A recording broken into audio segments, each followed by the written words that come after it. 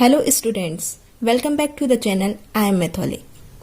हम इससे पिछली वीडियो में relation between coefficient and zeros पढ़ चुके हैं और आज हम उससे रिलेटेड कुछ क्वेश्चंस देखने वाले हैं। ठीक है, ये हमारा है एनसीईआरटी का example 2। Find the zeros of the quadratic polynomial x² + 7x + 10।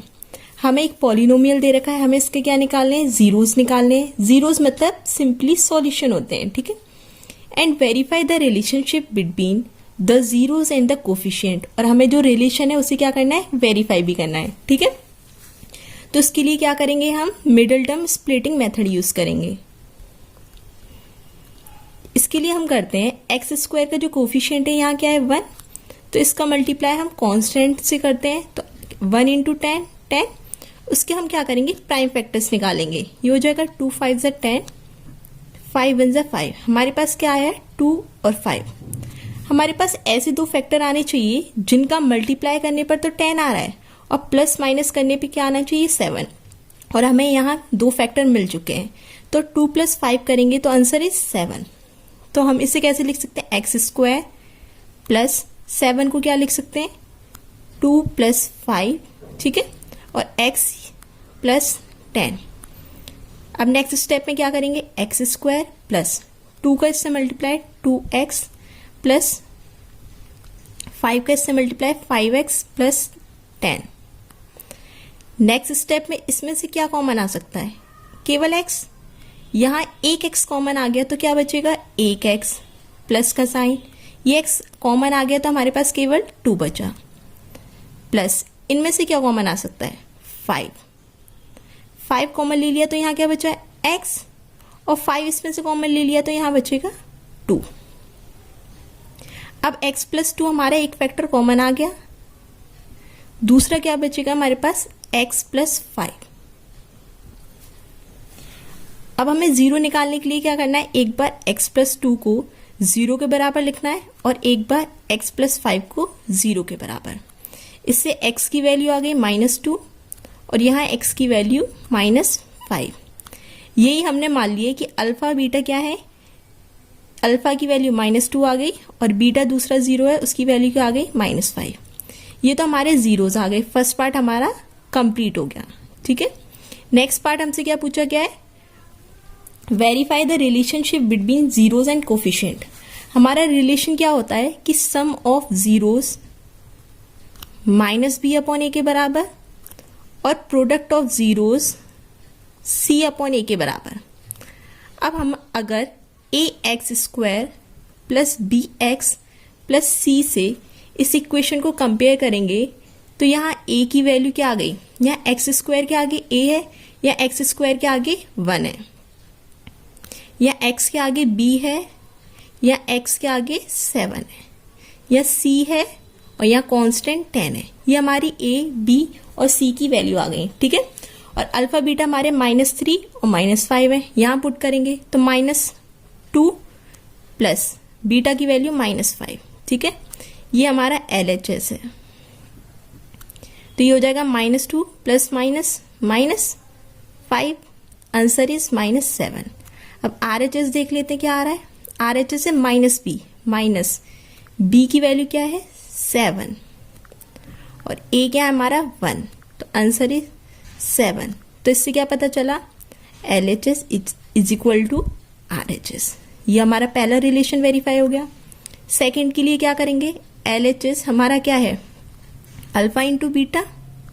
ठीक है, अल्फा की वैल्यू -2, बीटा की value -5, minus into minus plus होता है और 2 × 5 10। ये हमारा आ गया LHS। और RHS के लिए क्या करेंगे, c/a।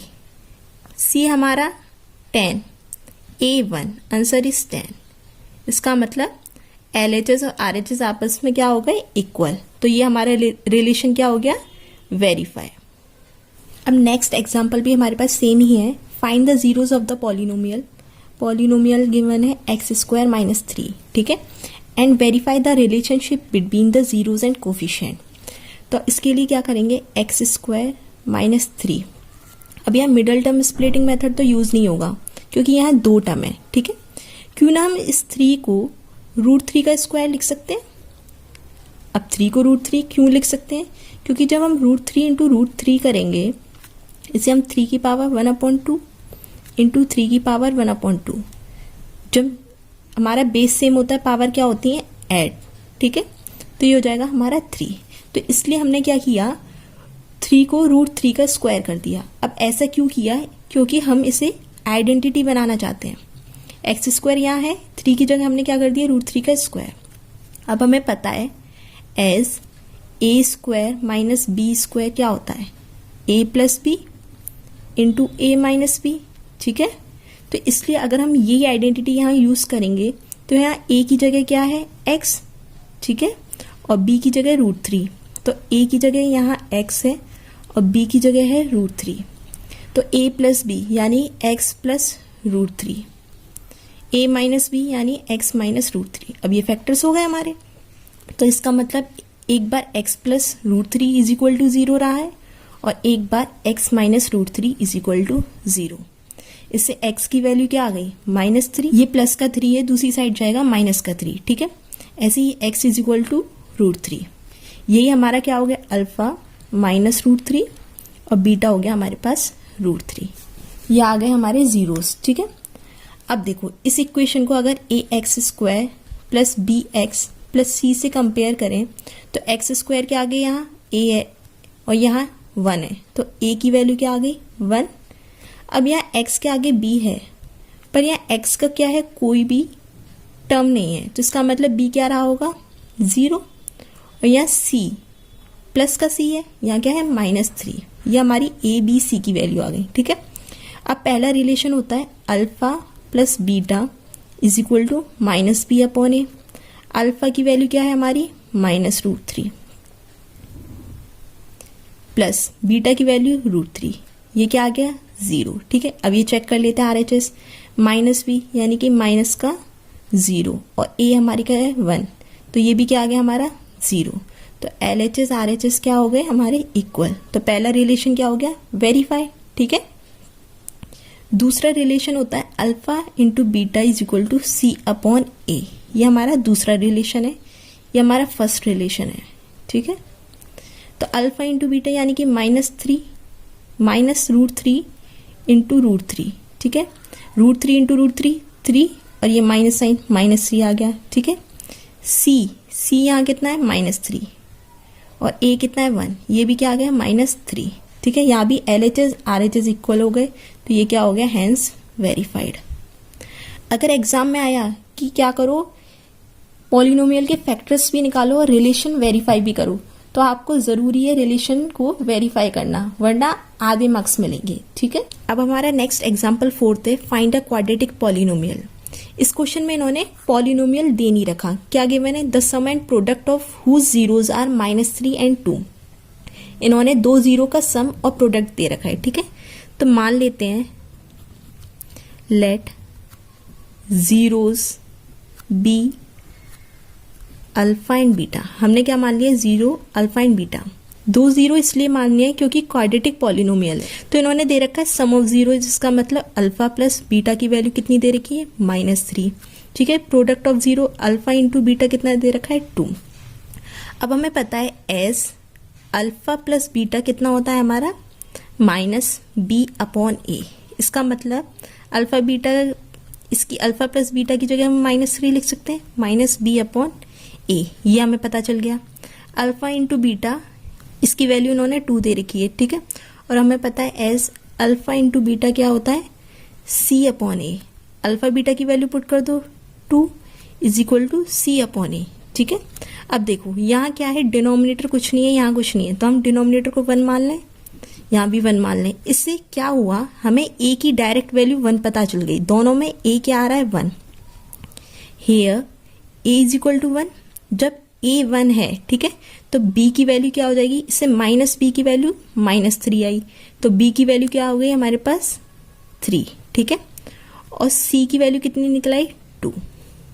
अब ये इसलिए हमने किया है क्योंकि हमें पता है कि जो जनरल फॉर्म होती है, general form of quadratic polynomial,